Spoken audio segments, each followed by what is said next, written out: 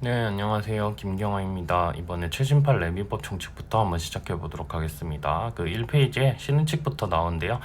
자, 우리 기존 법리들은 빠르게 하고 넘어갈게요. 1번 신의칙, 기본적으로 당사자 간에는 계약을 통해서 계약을 성립시켰으면 자신이 합의한 바에 따라 계약 준수를 해야 되죠. 계약 준수의 원칙의 예외가 바로 신의칙이기 때문에 역시 신의칙 역시 예외적으로 인정해야겠죠. 똑같은 얘기고. 2번 권리남용도 기존 법리입니다. 권리남용이 성립하려면 주관적으로는 상대방에게 고통을 주고 손해를 입히려는 데 있을 뿐 이를 행사하는 사람에게 이익이 없고 객관적으로 사회질서에 위반된다고 볼 수 있으면 이거 권리남용이다. 두 가지 사정을 다 충족해야 되죠. 그래서 여기 2번 사실관계 보시면, 자, 공로가 되면 그 부지의 소유권 행사가 제약을 받게 된다. 자기 땅인데 도로가 생겼대요. 그러면은 이건 소유자가 수인하여야만 하는 재산권은 사회적 제약에 해당하고, 공로 부지 소유자가 지자체를 상대로 이 도로 철거해 가라, 이렇게 청구하는 거는 권리남용이랍니다. 자, 여기 물권법 파트에서 제 핵심 정리도 책이 많이 실려져 있는데, 이 도로 같은 경우에 설치된다 하더라도 그 땅에 대한 소유자의 소유권은 보장되어야 됩니다. 소유권 절대 원칙에 따라서. 다만 지자체가 이런 식으로 도로로 사용하고 있다면 수인하여야 할 사회적 제약에 해당하기 때문에 이거에 철거 등을 구하는 건 권리남용으로 본다. 이 관련된 판례들이 조금 많죠, 요즘에. 그래서 요거 좀 강력한 표현으로 된 객관식 지문도 있고 하니까 요거 정리를 좀 잘 해주셔야 될 것 같네요. 그 다음 3번 같은 경우에는 친권자가 수인의 미성년자의 법정 대리인으로서 소송 행위를 한 경우 나와 있고 7월 11일자 판례죠. 원래 변시 6개월 내 판례는 아닌데 우리 아는 그 법리 그대로입니다. 이해상반의 경우에는 기본적으로 특별 대리인을 선임해야 되고, 이 특별 대리인을 선임하지 않고 법정 대리인이 한 행위는 무권 대리이다. 하지만 나중에 원래 본인이 이걸 추인하든지 하면은 이거 소급해서 유효한 것이 된다. 그 내용입니다. 똑같은 내용이니까 읽어보시고 넘어가시면 되고. 그 다음에 4번 35조 1항에 따른 청구에서 피해자의 악의 또는 중과시. 35조 1항 같은 경우에는 상대방이 이제 법인에 대해서 대표기관의 불법행위로 인해서 피해를 입게 되었을 경우에 불법행위 책임을 묻는 조문이었죠. 그래서 그 요건이 대직불이죠. 그 대표기관의 직무에 관련한 행위로 상대방이 손해를 입었을 경우에 하는 게 이 법인의 35조 1항의 책임입니다. 이때 악의 또는 중과시의 의미가 뭔가 그걸 그냥 언급하고 있는 건데요. 그냥 한번 읽어보시면 될 것 같아요. 이걸 답안지에 쓸 일은 없을 것 같습니다. 답안지에는 어차피 대직불 쓰시고 외관상 객관적으로 직무에 관한 행위라고 인정될 수 있는 것이면 법인에게 책임 인정된다. 그거 정도 쓰는 게 나올 뿐입니다. 객관식으로는 근데 다 나올 수 있으니까 한번 읽어보시고. 그 다음 5번 자녀의 성과본이 모의 성과본으로 변경. 이거 뭐 아빠 성 따르다가 엄마 성으로 바꿀 수도 있죠. 이렇게 바꾸면 당연히 엄마 쪽 종중의 구성원이 된다. 그런 내용이고요. 그 다음 6번 종중 본질에 반하여 할 수 없는 것들. 종중은요 태어나자마자 그 종중의 구성원이 됩니다. 그렇기 때문에 밑줄 친 대로 종중규약을 작성하면서 일부 종원의 자격을 임의로 제한하거나 확장, 줄이거나 늘리더라도 이건 종중 본질에 반하여 무효이고요. 마지막에 종중 분열도 할 수 없다. 교회 분열도 할 수 없는 것처럼 똑같네요. 종중의 본질에 따라야 된다. 근데 뭐였죠? 이순신 장군의 문중이다. 근데 서울에 사는 이순신 장군의 문중이다. 따로 만들면 이거는 고유 의미의 종중이 아니고 종중 유사의 단체로서 이것도 비법인 사단이 될 수 있다라고 했었죠. 다만 사단적 성격을 가진 규약을 따로 만들어야 되죠. 이거는 자연스럽게 형성되는 종중과는 차이가 있다. 그 다음 7번 70조 임시총회와 관련하여서 우리 민법에는 조문을 두고 있습니다. 사단법인 이사에게 임시총회 소집 권한을 부여하되 총사원 5분의 1 이상이 회의 목적사항을 제시하여 소집을 청구한 경우에는 소집 의무가 있음을 명시하였고, 소집 청구 후 2주일 내 총회 소집 절차를 밟지 아니한 때에는 법원의 허가를 얻어 그냥 자신이 소집할 수 있도록 정하였습니다. 여기 조문은 한번 객관식에서도 나올 수 있으니까 읽어보라는 취지에서 한번 제가 그대로 넣어둔 거고요. 그럼 넘어가셔서 70조 2항 호문에서 정관으로 임시총회 소집 권한을 부여한 소수사원의 범위를 증감시킬 수 있음을 명시하였더라도 소수사원에게 부여된 임시총회 소집 권한을 박탈하거나 해치는 수준에 이르면 안 된다. 그래서 사단법인의 정관에서 절차적 요건 자체를 구체화하거나 명확히 하는 것은 가능한데, 이외에 소집 권한 자체를 행사하는 것을 어렵게 하거나 부담을 과도하게 가중시켜 아예 절차상 권리를 행사 못하도록 하는 것, 이거는 민법의 취지에 반하여 무효라고 보아야 된다. 이런 취지를 읽어주시면 되겠습니다. 그 다음에 8번 법인의 정관에 이사 해임 사유 규정이 있는 경우.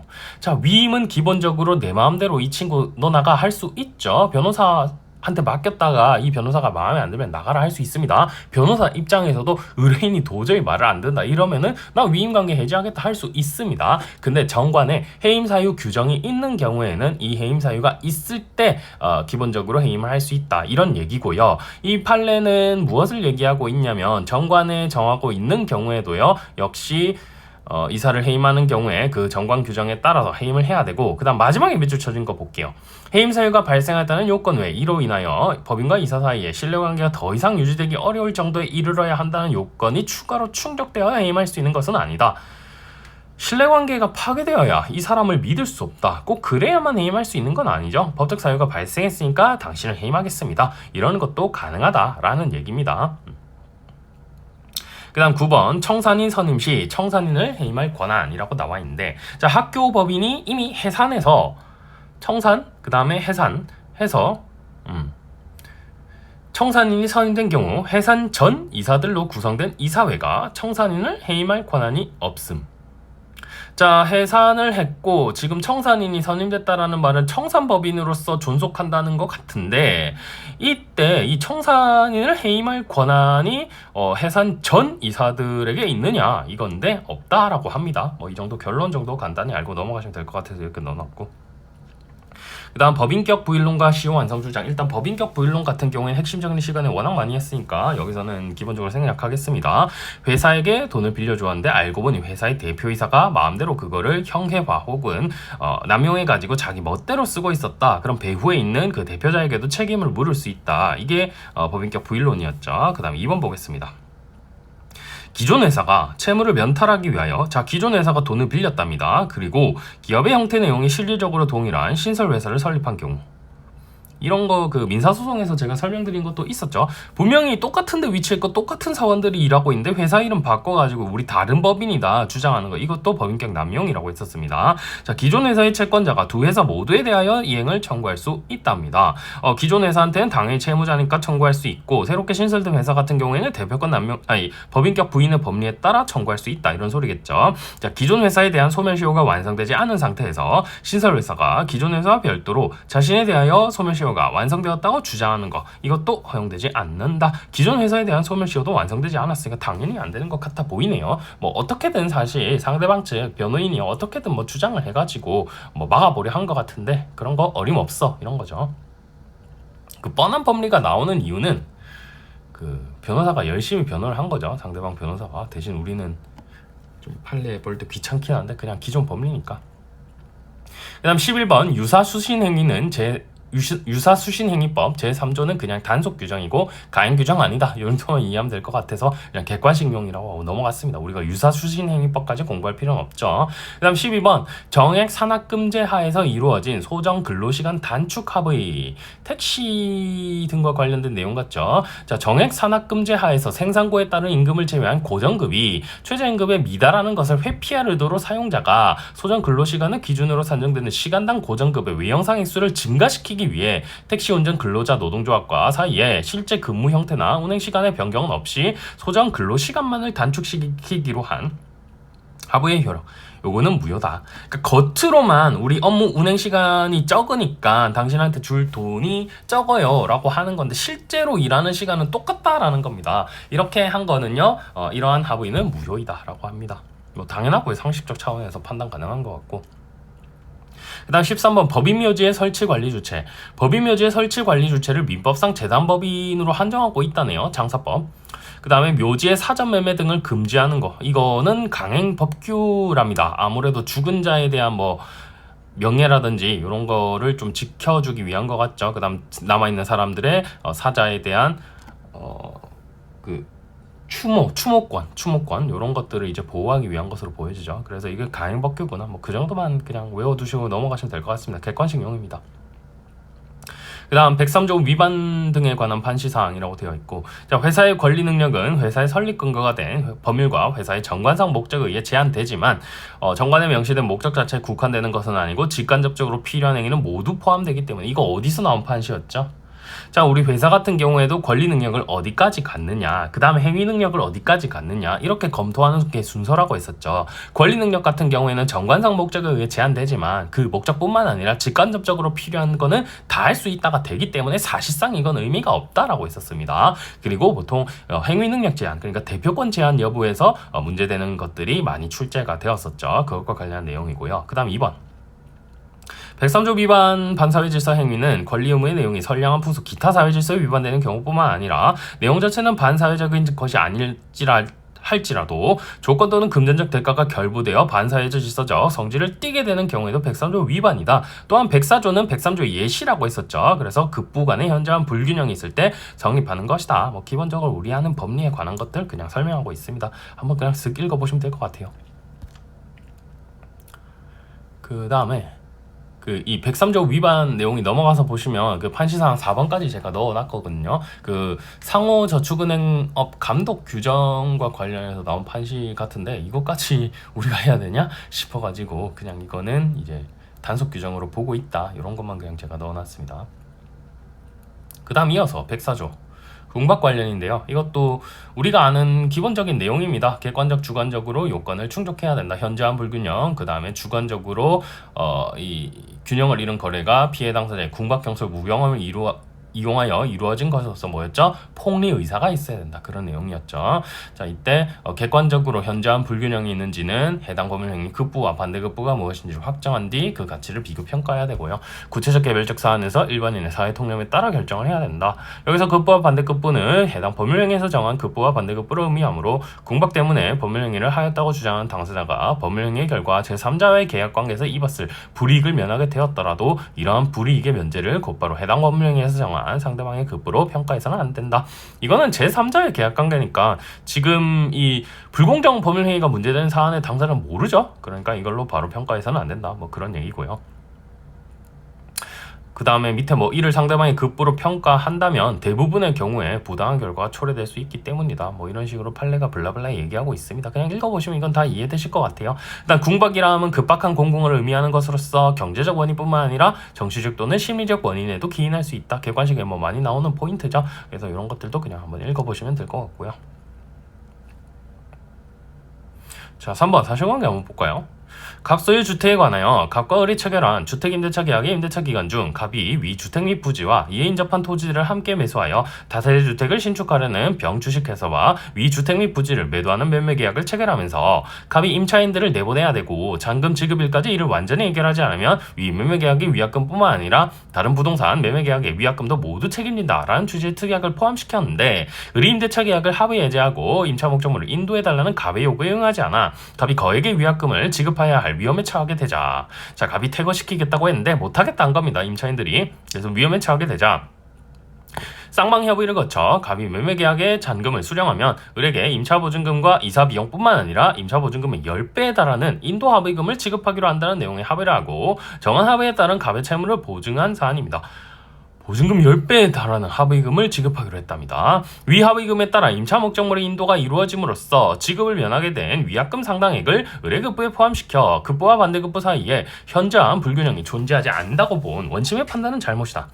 자, 10배에 달하는 것을 임대인과 임차인 사이에서 10배에 달하는 그 합의금을 지급하기로 했어요. 그런데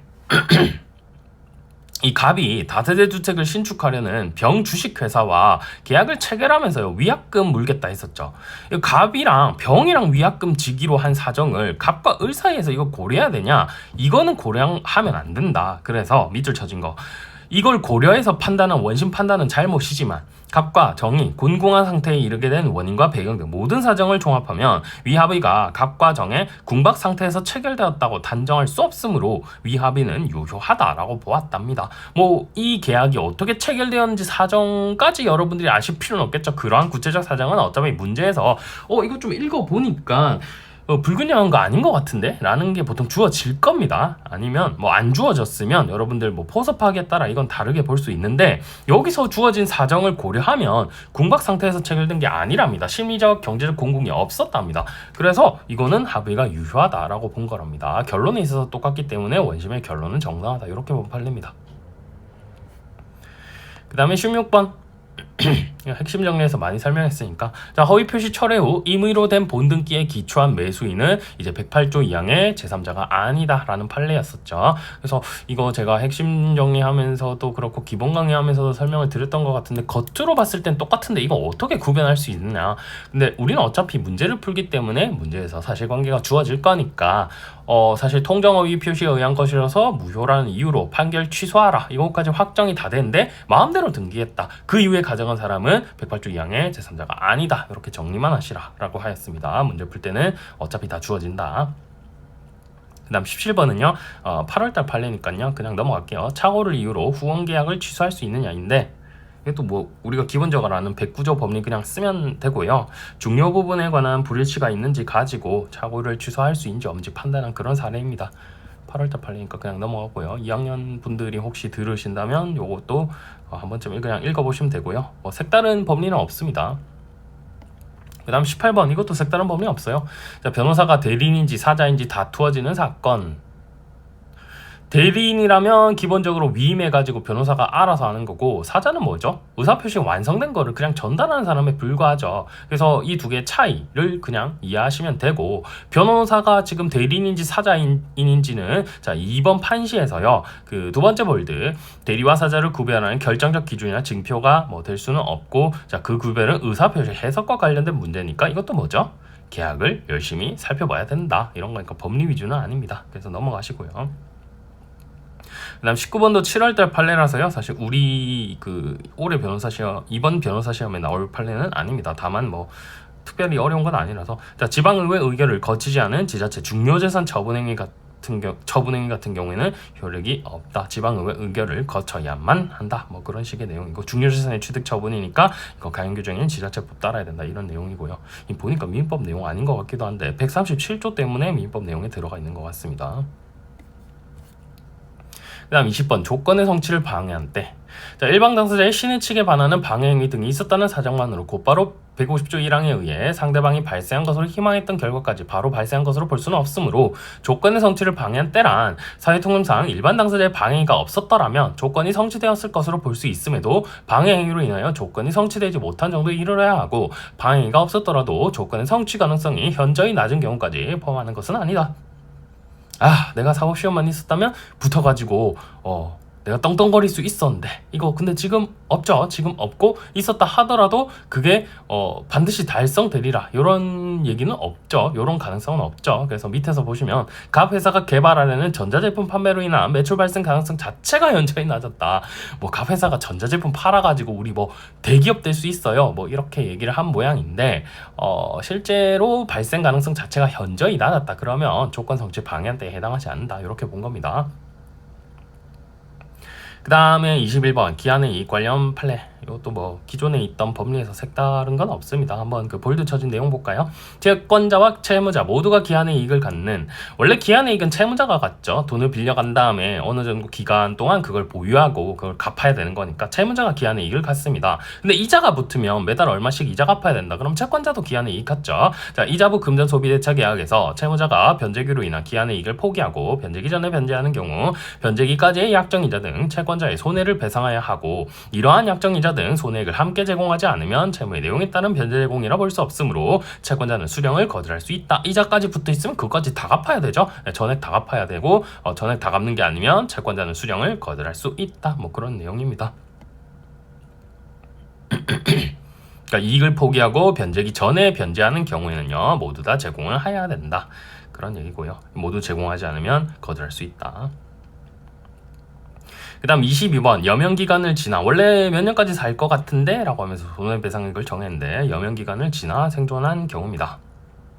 자, 이때는요 예측된 여명기간 내에 그 기간을 지나 생존할 것을 예상할 수 있는 사정이 생겼다면, 그때 그러한 사정이 발생하지 않고 예측된 여명기간이 지나면 그때 장래 발생 가능한 손해를 예견할 수 있다고 보아야 된다. 이 시기는 늦어도 종전에 예측된 여명기간이 지난 때부터, 최소한 종전에 예측된 여명기간이 어느 정도는 지나야 이 사람 더 살겠구나 라는 걸 알았으니까, 그 이후 이제 766조 1항에서 정한 손해배상 청구권의 소멸시효 기산점이 이제 생기고 그때부터 진행하게 된다, 그런 얘기입니다. 그 다음에 상사시효 적용 여부 관련인데요. 계약 해제에 따른 원상회복으로서 보증금 반환 청구 부분, 이거 원채무와 비슷한 성질을 공유하고 있다면 그 부수되는 채무 등도 다 원채무의 소멸시효 기간이 적용되죠. 그래서 그 볼드만 보시면 상행위인 계약의 해제로 인한 원상회복 청구권 또한 원채무가 이제 상행위로 인한 채권이었다면 상법제 64조의 상사시효의 대상이 된다, 뭐 그런 취지의 판례고요. 그 다음에 부당이득 반환 청구 부분, 상행위인 계약의 무효로 인한 부위반은 민법 제741조 부위반에 따라 발생한 것이므로 10년이 적용된다. 기본적으로 이거 법정 채권이기 때문에 민법상 조문이 적용됩니다. 그런데 법률관계를 상거래 관계와 같은 정도로 신속히 해결할 필요성이 있는 경우에는 상법 제64조가 적용되거나 유추 적용된다. 따라서 이때에는 5년의 소멸시효가 적용될 수 있다라는 건데, 자, 이건 법리로는 사실 풀 수가 없습니다. 이건 법리로는 사실 풀 수가 없고, 그 해당 사실관계 자체에서 상사 채무인지 아닌지를 판단을 하고 그냥 보셔야 돼요. 상사시효 쪽은 좀 열받기는 한데 그냥 외워야 됩니다. 이건 교수님들도 왜 이렇게 보는지 모르겠다는 판례도 많기 때문에 이건 제가 기본 법리만 넣어놓은 겁니다. 그 상사시효와 관련된 거는 상법 그 아파트에 제가 넣어놨어요. 이건 기본 법리만 넣어놓은 거고, 몇 개 또 여기 들어가 있긴 하네요. 24번도 그렇고. 자, 기부자가 상인인 경우 지자체와 그 기부자 사이에 체결된 기부 체납 약정, 이것도 상사 소멸시효 기간이 적용된다면 이거 어쩔 수 없어요. 외워야 됩니다. 그다음 배당 요구에 의한 소멸시효 중단의 효력, 요거는 소시 중단이네요. 이거 그렇게 크게 중요해 보이진 않네요. 배당 요구니까. 자, 배당 요구는 168조 2호에 압류에 준하는 것으로서 이것도 소시 중단의 효력이 생긴다. 168조 2호가 뭐죠? 압류, 감류, 가처분이죠. 이에 준하는 것으로서 소시 중단의 효력이 생긴다. 그래서 배당을 받아야 할 채권자 중 가압류 채권자가 있어 그에 대한 배당이 공탁된 경우 공탁된 배당금이 가압류 채권자에게 지급될 때까지 배당 절차가 종료되었다고 단정할 수 없다. 그러니까 원래는 공탁이 되면 바로 변제된 것으로 보죠. 근데 여기서 가압류 채권자가 있어 그에 대한 배당이 공탁된 경우 공탁된 배당금이 가압류 채권자에게 지급될 때까지는 배당 절차가 끝난 게 아니다. 배당 절차는 끝난 게 아니다. 따라서 가압류 채권자에 대한 배당액을 공탁한 뒤 그 공탁금을 가압류 채권자에게 전액 지급할 수 없어서 추가 배당이 실시됨에 따라 배당표가 변경되는 경우에는 권리 행사가 계속되고 있다고 볼 수 있으므로 그 소멸시효 중단의 효력을 추가 배당표가 확정될 때까지는 계속된다. 가압류 집행보전의 효력이 있을 때도 소시 중단의 효과가 계속된다라고 했었죠. 그것처럼 여기서도 가압류 채권자에게 완전히 지급될 때까지는 계속된다. 소멸시효 중단의 효과가 계속된다. 이렇게 보면 판례입니다. 그 다음에 26번 의사가 의료기관에 갖는 채권, 요거는 상사채권에 해당하지 않는다. 똑같죠. 변호사도 상인이 아니고 의사도 상인이 아니다. 두 개 하는 게 사실 의료 서비스, 법률 서비스이기 때문에 상인과 유사한 측면은 있지만 상인이라고 보지 않습니다. 공익적 목적이나 좀 그런 게 있어서 그렇죠. 그 다음 27번 소멸시효 중단 사유인 채무의 승인. 시효 완성 전에 채무 일부를 변제한 경우에는 수액에 관하여 다툼이 없는 한 채무 승인의 효력이 있어 전부에 관하여 조금만 갚아도 전부에 대해서 시효 중단의 효력이 발생하고, 이는 채무자가 시효 완성 전에 일부를 상계한 경우에도, 상계가 뭐죠? 자동채권과 수동채권이 상계적상 시점에서 동일 액수의 범위에서 소멸하는 거죠. 이것도 상계를 했다는 것도 일종의 변제를 한 것과 마찬가지로 볼 수 있으니까 이것도 승인한 것으로 보겠다. 이런 취지 판례입니다. 그 다음 28번 드디어 좀 나올 만한 게 나왔는데, 앞에서도 물론 이제 중요한 것들이긴 한데 기존에 우리가 아는 법리니까. 근데 28번 자 174조의 최고 후 보완 조치에 법 조문사항에는 채무 승인이 포함되어 있지 않는데 이거 채무 승인도 포함시켜야 된다. 이런 얘기입니다. 174조의 취지 및 그 두 번째 문단의 그 볼드입니다. 168조 소시 중단이죠. 1호 재판상 청구, 2호 압류, 가압류, 가처분, 3호 승인을 두고 있죠. 여기 두고 있는데 174조에서 규정을 하지 않았기 때문에 이거는 그러나 174조의 취지 및 168조 조문을 고려할 때 채무 승인도 보완 조치에 포함된다라고 보아야 된다 이겁니다. 요거는 좀 중요해 보입니다. 그래서 제가 빨간색 별표를 해놨고요. 그 다음에 위임인의 이전 청구권의 소멸시효. 자, 684조 2항은 수임인이 위임인을 위하여 자기 명의로 취득한 권리는 위임인에게 이전해야 된다. 수임인이 임무를 받았는데 자기 명의로 뭔가 받았단 모양입니다. 근데 이거는 위임인에게 돌려줘야 되죠. 자, 이거는 이때 그 이전 시기는 당사자간 특약이 있거나 위임의 본뜻에 반하는 경우 등과 같은 특별한 사정이 없는 한 위임 계약이 종료된 때 그때부터 소멸시효가 진행하게 된답니다. 그래서 위임 계약이 있는 동안에는 위임을 받은 수임인이 그걸 보관하고 있을 수는 있는데 끝났을 때부터는 최소한 위임인한테 돌려주어야 된다. 소시가 진행하게 된다. 그런 취지고요. 다음 30번은 뭐 법행에도 이미 기출된 판례죠. 법행의 기출이 일단 되었기 때문에 우리 변시 등에서도 좀 중요합니다. 자, 본래 채권이 시효 완성되어 소멸된 경우 채무 불이행을 이유로 한 해제권 및 원상회복 청구권 행사인데요. 자, 볼드. 채무자가 이행해야 할 본래 채무가 이행불능이라는 이유로 계약을 해제하려면 그 이행불능의 대상이 되는 채무자의 본래 채무가 유효하게 존속하고 있어야 된다. 이 얘기는 뭐냐면 이행불능이 성립하려면 채무 자체가 일단 있어야 된다. 채무가 없는데 이행불능이 어떻게 생기냐, 이런 취지의 문구입니다. 그 다음에 민법제 167조는 소멸시효는 기산일에 소급하여 효력이 생긴다. 완성하면 소급해서 효력이 생기죠. 본래 채권이 시효로 인하여 소멸하였다면 그 채권은 그 기산일에 소급하여 더는 존재하지 않는 것이 되어 채권에는 그 권리 이행을 구할 수 없는 것이고, 그래서 우리 소시에서 무슨 판례 있었어요? 변제로 인해 소멸했다면 나중에 소시 완성을 주장한다 하더라도 이미 소멸한 것을 뒤집을 수는 없다. 그런 내용이 있었죠.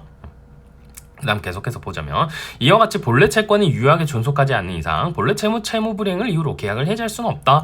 채무가 존재하지 않으니까 이행불능이라는 게 있을 수가 없고 이행불능이 없으니까 계약 해제도 안 된다. 자, 계약 해제는 민법상 조문이 두 가지 있죠. 544조, 546조 있죠. 이행지체 및 이행불능에 따른 해제 두 가지가 있는데 채무 자체가 없으니까 이행지체, 이행불능이 나올 수 없고 따라서 계약 해제 못한다. 그런 내용입니다. 그래서 결론. 채무불이행에 따른 해제 의사표시 당시에 이미 채무불이행의 대상이 되는 본래 채권이 시효 완성되어 소멸하였다면 채권자는 채무불이행 시점이 본래 채권의 시효 완성 전후인지 불문하고 그 채무불이행을 이유로 한 해제권 및 이에 기한 원상회복 청구권 행사 못함이라고 했는데, 자, 법리로 보면요, 당연한 거 아니야? 싶죠. 근데 이게 사실관계로 법행이 나왔는데요, 좀 헷갈릴 수 있게 나왔습니다. 자, 한번 보겠습니다. 문제도. 주택 및 상가 신축 판매업을 목적으로 하는 X주식회사는 공동주택 건설 사업을 하는 과정에서 2007년 1월 10일 을로부터 이 사건 부동산을 3억 원에 매수한 내용의 매매 계약을 체결하고 2007년 1월 10일 을에게 계약금 3천만 원을 지급하였다. 이 사건 계약은 X주식회사가 2007년 2월 28일에 중도금 6천만 원, 사업계획 승인 후 10일 이내 잔금으로 2억 1천만 원을 지급하고 을은 잔금 수령과 동시에 이전 등기 의무를 이행하도록 정하고 있었다. 그러나 이 사건 사업계획은 환경영향평가를 통과하지 못하여 사업계획 승인이 확정 불능하게 되었고 X주식회사는 중도금 및 잔금을 지급하지 않았다. 2007년 7월 20일 이미 확정적으로 불가능하게 되었습니다. 그러고 을은 2012년 2월 10일 병에게 이 사건 부동산을 매도하고 2월 13일 소위 등을 맞춰주었다. 부동산을 매도하고 등기 맞춰주었다. 한편 갑은 X주식회사에 대하여 갑에게 약정금 10억 원과 지연손해금의 지급을 명하는 지급 명령을 받았고, 갑이 X주식회사에 대하여 지급 명령을 받았고 위 지급 명령은 2016년 8월 2일 확정되었다. 갑은 2017년 1월 5일 위 지급 명령에 기한 채권을 집행채권으로 X주식회사를 채무자로 하고 을을 제3채무자로 하여 X주식회사의 을에 대한 권리죠. X주식회사가 을에게 계약금 지급한 거 있죠. 그러고 나머지 중도금 등 지급하겠다라는 권리가 있었는데, 아무튼 하여 을의 채무 불이행에 따른 이 사건 계약 해제로 인하여 X주식회사가 을에 대하여 가지는 계약금 3천만 원, 계약금만 줬었던 모양입니다. 중도금까지도 안 주고 끝났고, 자, 계약금 3천만 원의 반환 채권에 대하여 압류 추심 명령을 받았고 이는 2017년 2월 11일 을에게 송달되었다. 을은 이 사건 압류 추심 명령에 기한 추심금 청구에 관하여 갑의 청구는 이미 시효로 인하여 소멸한 채권에 기한 청구라는 내용의 항변을 하였다. 갑의 청구는 이미 시효로 소멸한 채권에 기한 청구라는 내용의 항변을 하였다. 지금 제3채무자가 항변을 하고 있으니까 이거 제3채무자랑 X 사이에 요 계약금에 관한 겁니다. 이거는 뭐 이 문제의 쟁점은 아니지만 집행채권에 관한 것은 제3채무자가 항변 못하죠. 요거까지도 다시 한번 더 상기를 하시고, 자, 갑의 위청구에 대한 법원의 판단 및 이유에 관하여 논하시오. 자, 시효 완성이 되었는지만 보시면 됩니다. 그래서 이번 시효 완성 항변의 정당성, 대행기죠. 대상 적격을 갖춰야 되고 행사하지 않아야 되고 일정 기간 계속돼야 된다. 소멸시효 기간 동안 행사하지 않아야 된다. 여기서는 대부분 다 충족을 하고요. 소시 기간도 5년이다 라는 것까지 검토를 했고, 넘어가셔서 시효 기간 도과 여부. 사업계획 승인은 2007년 7월 20일 확정 불가능하게 되었고 을은 2012년 2월 13일 병에게 부동산을 매도하여 소위 등을 맞춰주었다. 자, 그럼 이행불능 시점이 언제냐 이겁니다. 7월 20일 사업계획 승인이 되었을 때, 사업계획 승인이 불가능하게 되었을 때 이행불능이 된 거냐? 근데 이 승인하는 것을 보통 전제로 계약을 체결했으니까 이때를 불가능한 시점으로 보아야 된다. 이때 이미 불가능이 되었고 그 다음에 을이 병에게 부동산을 매도한 것으로 보았습니다. 판례는. 자, 사업계획 승인 후 10일 내 잔금을 지급하면서 소위 등을 청구할 수 있는 것으로 정했기 때문에 이른 불확정 기간을 정한 것으로서 그 사실 발생이 불가능하게 된 때도 이행기는 도래한 것이기 때문에 2007년 7월 20일을 기준으로 계산을 해야 되고요. 5년이 지난 2012년 7월 20일 계약금 반환 채권은 시효로 소멸했기 때문에 시효 완성 항변이 정당하다. 이런 식으로 문제를 풀이해 주시면 되겠습니다. 그 다음 3번 추심해소에서 제3자의 항변 여기 나오네요. 제가 떠올려 주셔야 됩니다 했던 게 31번 나오네요. 자, 집행채권과 관련된 내용은요. 집행채무자가 이해소에서 제기할 사유이고요. 제3채무자인 피고가 항변으로 주장할 수 없다. 그래서 이게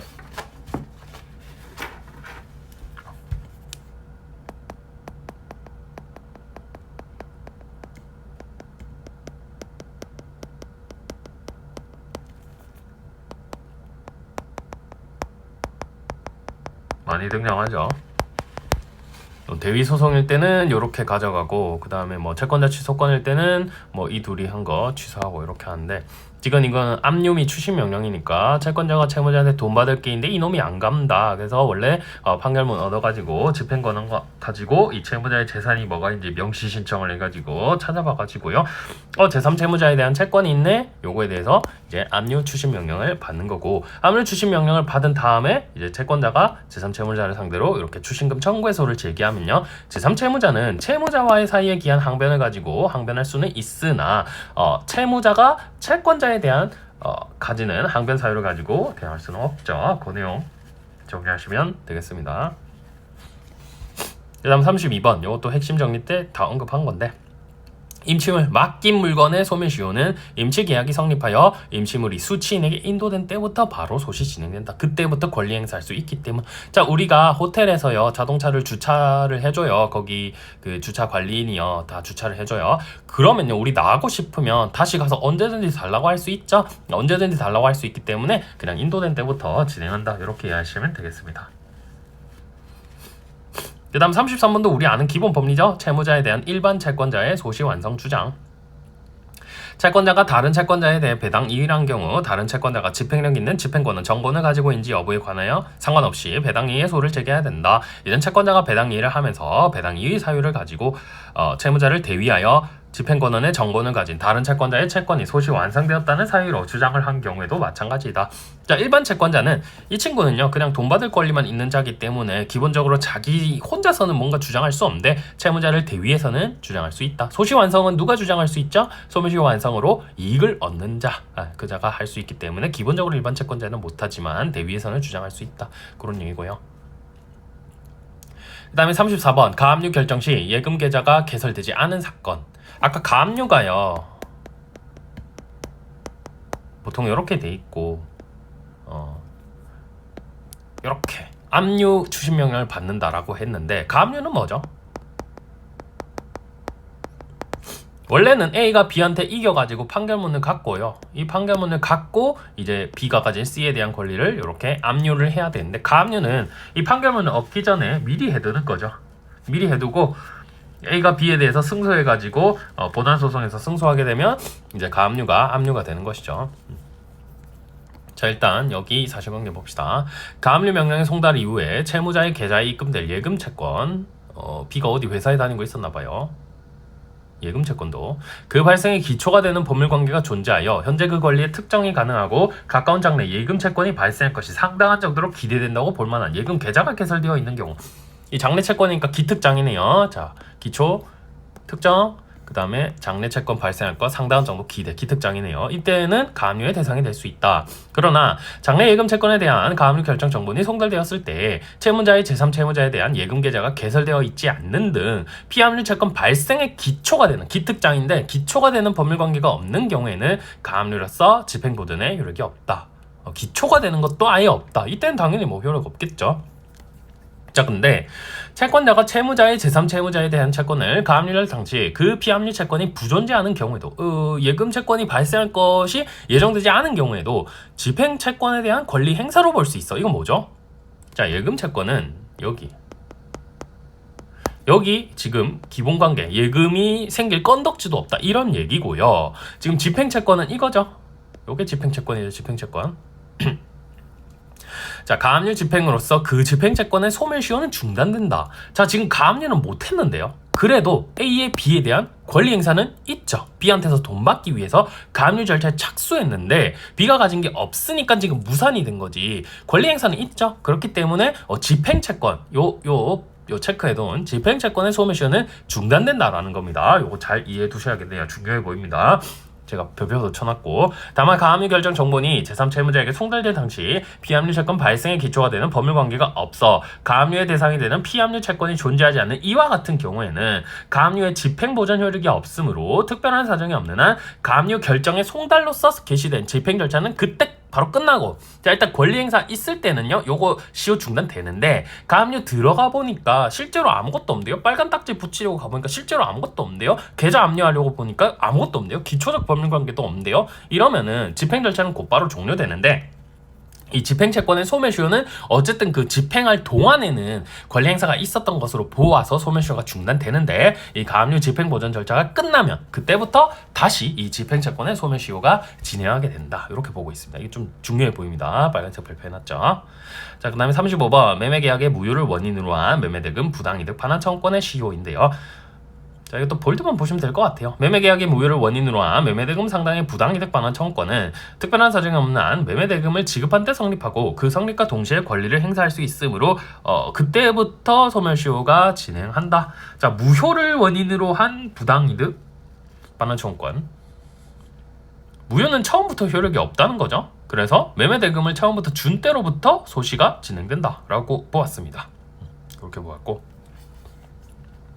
그다음 36번, 이거 좀 요즘 구하라법도 통과가 됐죠.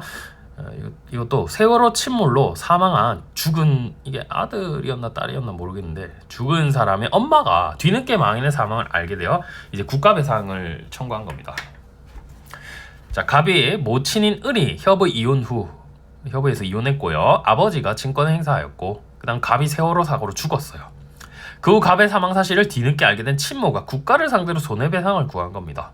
왜 우리 아들 죽였냐 이러면서, 자기는 친권 행사도 안 했으면서. 근데 이 사안에서 을 고유의 위자료 채권, 그러니까 이거 부모로서 갖는 위자료 채권이겠죠. 엄마로서 갖는 위자료 채권은 금전의 급부를 목적으로 하는 국가에 대한 권리이므로 국가재정법에 따른 5년의 소시가 적용되고, 권리 행사의 법률상의 장애 사유가 없는 한 그 권리를 행사할 수 있는 때로부터 진행하므로, 아들이 죽었다 그 시점부터 진행하므로, 세월호 사고 당시 해양경찰서 소속 공무원에 대한 업무상 과실치사죄의 유죄 판결이 확정된 날로부터 기산하더라도 소멸시효 기간이 이미 지금은 지났다. 이제 와서 뭐냐 이거고요.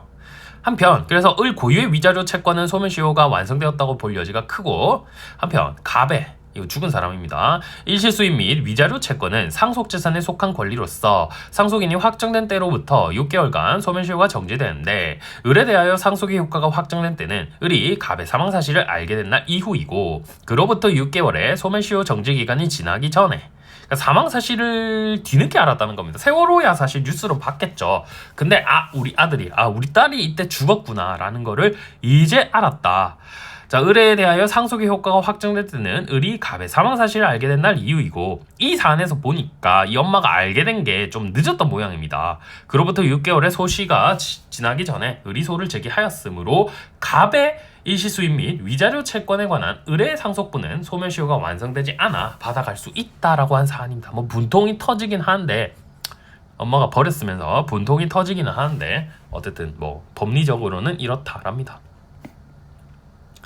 그 다음에 이것도 뭐 그냥 객관식 정도로만 나오지 않을까 싶네요. 소멸시효 정지가 사례로 나오긴 어려우니까,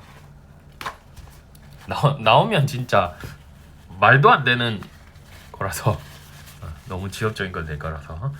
자, 그 다음 37번 시효 중단 사유로서 재판상 청구입니다. 또 우리가 기본적으로 아는 겁니다. 시효 중단 사유로서 하는 재판상 청구에는 권리 자체 이행 청구나 확인 청구를 하는 경우뿐만이 아니라, 그 권리가 발생한 기본적 법률 관계를 기초로 재판의 형식으로 주장한 경우, 또는 그 권리를 기초로 하거나 그것을 포함하여 후속 법률 관계에 관한 청구를 하는 경우에도 그게 내포되어 있다면요, 당연히 시효 중단 사유로서 재판상 청구에 해당하고, 여기서는 파산 신청이었습니다. 그래서 이게 또 그냥 객관식용. 그 다음에 시효의 장애와 권리 남용. 자, 채권자에게 권리 행사를 기대할 수 없는 객관적 사실상의 장애 사유가 있었던 경우에도 대법원이 이에 관하여 채권자의 권리 행사가 가능하다는 법률적 판단을 내렸다면 특별한 사정이 없는 그 시점 이후에는 그러한 장애 사유가 해소되었다고 볼 수 있다. 대법원이 판단을 했다면 그 이후에는 장애가 확실히 해소된 것으로 볼 수 있다. 일제와 관련된 거네요.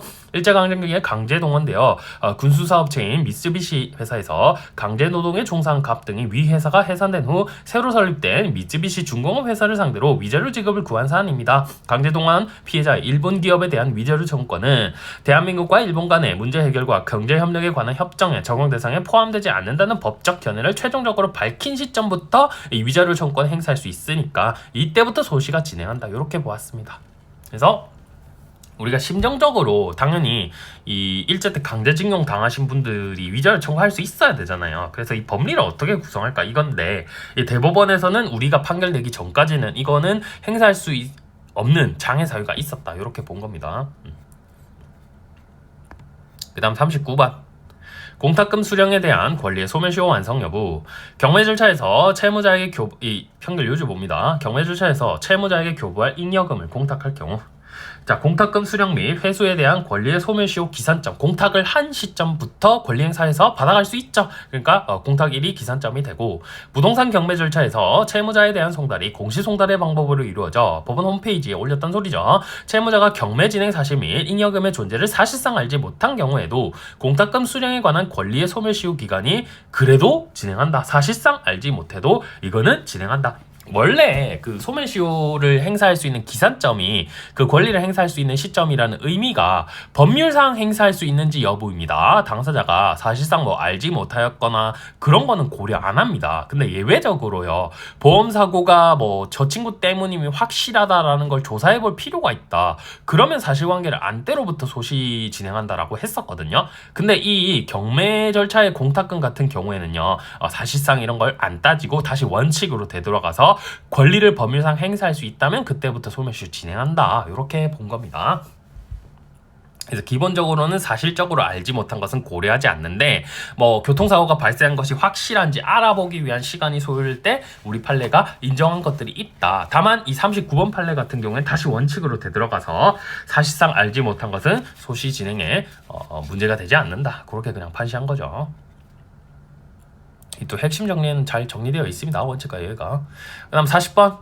확정된 지급명령 채권의 시효를 중단시키는 소에 적용될 소촉법상 이율인데, 이거는 옛날에요, 그 소촉법 20%일 때 20% 됐다가 15% 됐다가 지금 12%죠. 20%일 때 지급명령을 받아서 확정이 됐어요. 그랬는데 이후에 자, 볼드 보겠습니다. 확정된 지급명령에 의한 채권의 소멸시효를 중단시키기 위하여 제기된 소에 소촉법상 지연손해금융을 적용하여 미지급 물품대금 채무 잔액과 이에 대하여 지급명령 정보원 송달일 다음 날부터 다 갚는 날까지 연 20%의 비율로 계산한 지연손해금의 지급을 명한 원심 판단이 정당하다. 자, 이거 상대방이요, 소촉법이 바뀌었으니까, 자, 지금 이거 지급명령에 의해서 확정되었는데 또 시효 중단시키려고 계속 청구하고 있죠. 이 돈을 지금 계속 안 갖고 있는 겁니다. 기본적으로 일반 채권이라 치면은 뭐 10년이겠고, 이건 미지급 물품 대금 채권이니까 3년짜리니까 계속 소시 완성하려고, 지금 언제 바뀌었죠? 19년도 이렇게 바뀌었죠. 계속 청구하고 있는데 계속 돈을 안 갚은 놈이요. 자, 소촉법 바뀌었으니까 이제 저는 20%가 아니라 12%에 따라서 지연손해금을 갚겠습니다. 이런 소리 하고 있는 겁니다. 그러니까 법원 입장에서요, 뭔 소리야, 이미 지급명령 확정됐고 그 당시 20%로 판결 났으니까 계속 20%로 지연손해금 지급해 라고 한 겁니다. 어디까지 좀 뻔뻔할 수 있는지 뭐 그런 사안이고요. 그 다음에 이제 채권 총론 같은 경우에는 제가 따로 또 찍어서 올리도록 하겠습니다. 일단 민법 정책 여기까지 하도록 하겠습니다.